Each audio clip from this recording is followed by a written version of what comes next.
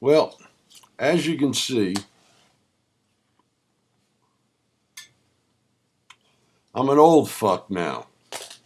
At one time, I was, just like everyone who's watching this, one time I was 13, 14, 15, 16, 17. I was a young fuck.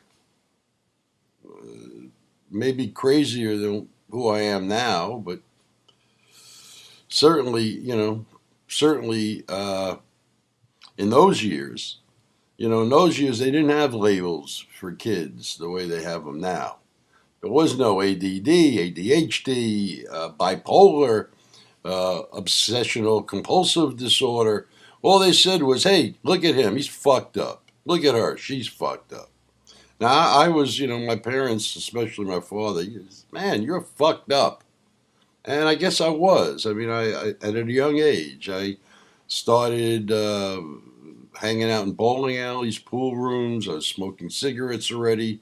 My old man knew, but he would say, "Hey, don't do it," but he didn't make a real point of that. And I was cutting school, and I guess the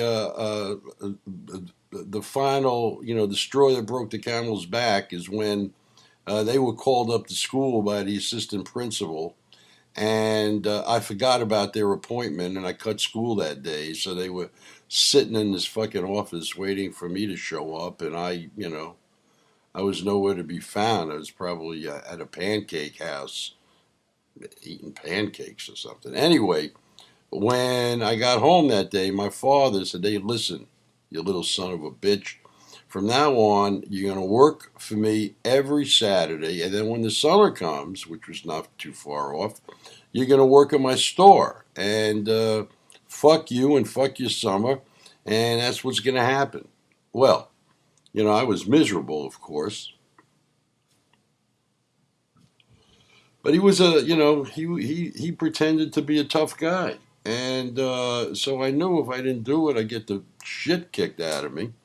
And I had that happen all too often.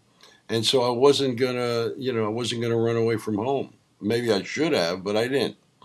Anyway, that summer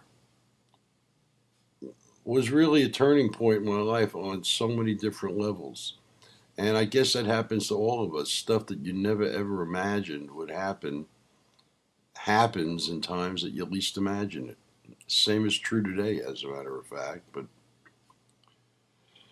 maybe not as profound. Anyway,